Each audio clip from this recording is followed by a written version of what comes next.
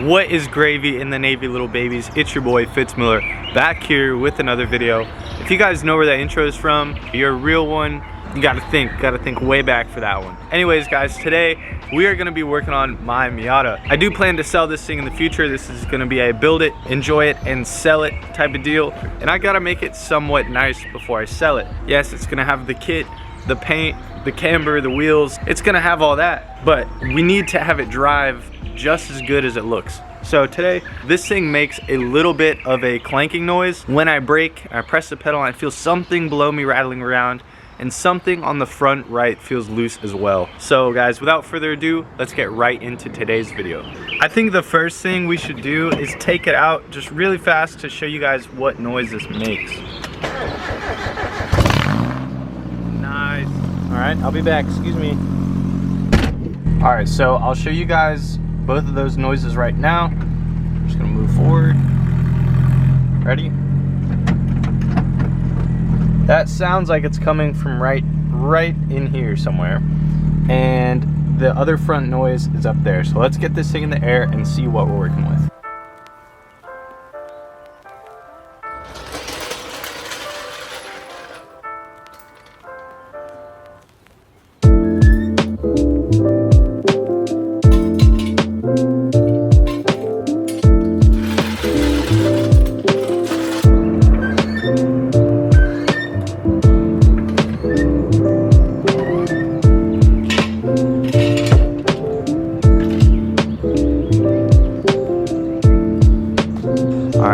Guys, we gotta test it. Maybe not the fender, let's try the door. That is not wiggling, so we should be good. I forgot to take this wheel off, a little bit harder, whatever. Shake all these arms down and look under, like near the transmission. All right, so we're under the car. Tie rod end, good. Upper control arm, good. Bottom of the coil, solid. Top of the coil, this is where we run into some jank junk. All right. Cut spring, whatever, I've run that on a couple cars before. Our noise is coming from the mount at the top of the coil.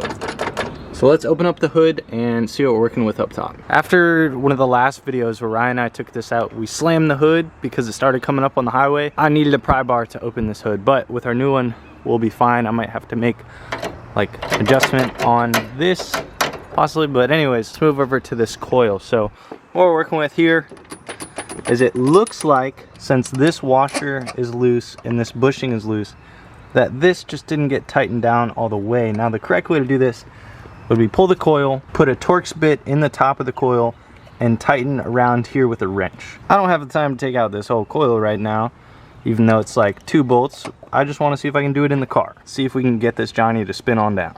All right, so I think this is supposed to be an Allen key or a Torx. I'm using a T30, and we have our 19mm wrench. Pop that over.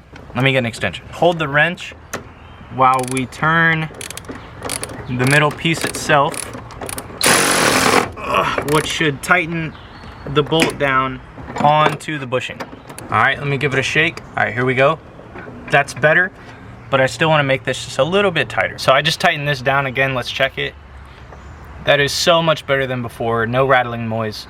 Let's move to under the car and see what that brake noise is. Before we try to figure out what this brake noise is, I wanted to note 2 things just to document. 1, I finally found the little coolant leak it has. I think it's from the water pump. Number 2, this motor looks raised, and I could be wrong. I know 1.8s sit a little bit higher in general, but this one just looks a little bit higher. So let me show you guys. Right here is the front subframe, and here is the oil pan. You guys can see, if I level it out, it sits about even or a little bit higher than the subframe. So I don't know, somebody let me know if this thing is raised a little bit, or if this is just the luxuries of having a 1.8. So I've been looking up and down the transmission tunnel, shaking it to see if anything is loose. The only thing I found is way back there is that little subframe brace looks a little loose. That bolt has started to come out. So I'm gonna go see if I can tighten that, and then we'll put it on the ground, take it out, and see if it's made a difference. All right. So we're gonna start with this middle bolt to see if we can just tighten it. The top nut is a 19, the bottom bolt is a 17. Let's see what we can do.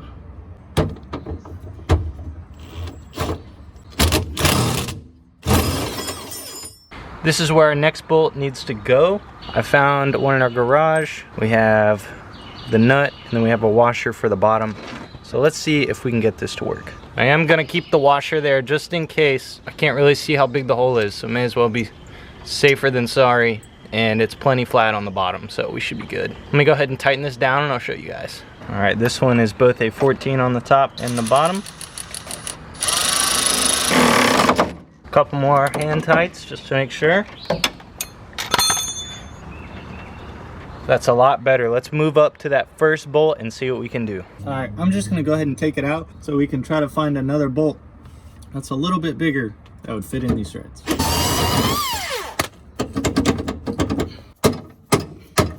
All right, so I cannot for the life of me figure out where this bolt goes. So I can shake it around. It feels like it has a nut on it like the other two, but I can't reach up around it from under the car, and there's nothing like behind the seat or anything to find the top of that bolt. So that's where I'm gonna call it for messing with the subframe stuff. We got the coil all set. Now, dude, this thing is so still disgusting on the inside.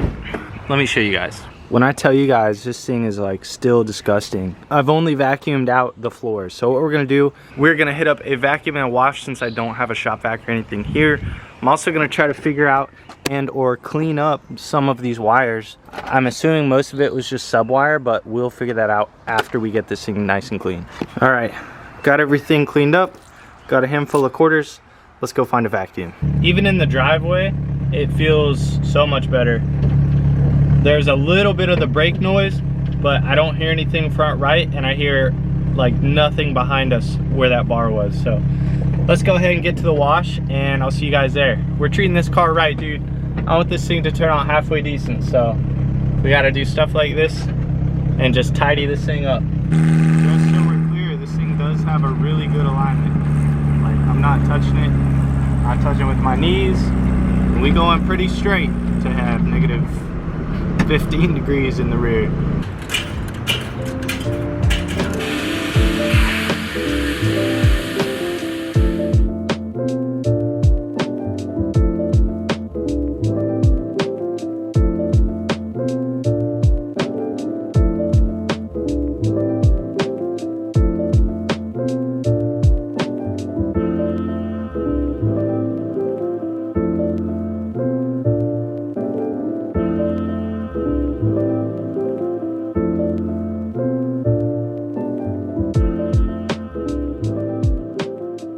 All right, so let me show you guys. Now both of the floorboards are super clean.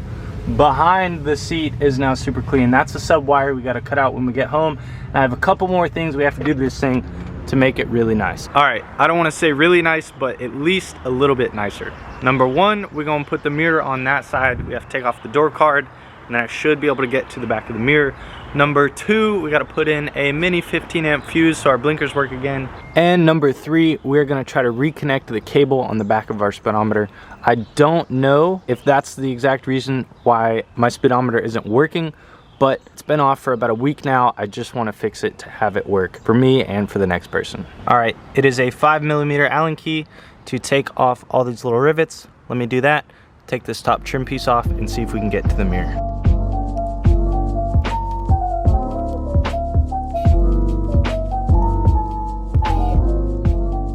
All right, as you guys can see, I got the door card off, so I'm just gonna figure out another way to attach the mirror. If it's on there, we're calling it a success.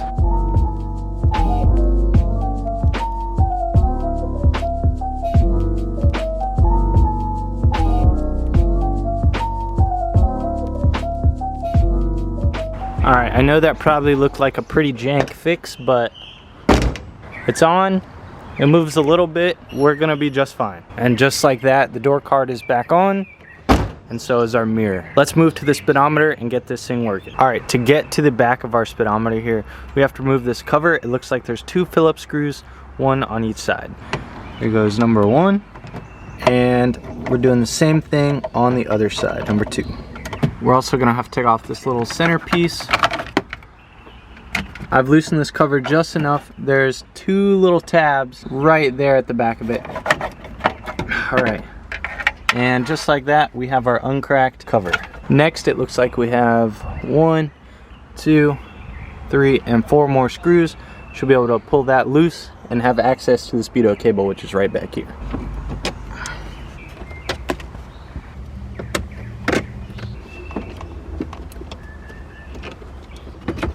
Wiggle this out of here and have a little bit more room for the speedo cable. I just unplugged it actually, so it was plugged in, but we're gonna make sure it's nice and clean and plugged all the way back in. So I just took this thing for a little drive. Our speedo did not work. It's gotta be something else. All right, boys, it has been a long ass, hot ass, annoying ass, rusty ass day with this Miata, but we got so much done. I'm not gonna show putting in the fuse because that's just putting in a fuse to make the blinkers work. We got a lot of stuff done on this car to make it just a little bit better. All these little things are gonna add up for the future. But anyways, guys, be ready for a Moonstruck job here in the near future. And like I said, be sure you guys are subscribed. Go leave a like, go leave a comment. This has been Fitz Miller, and I'll see you guys in the next one.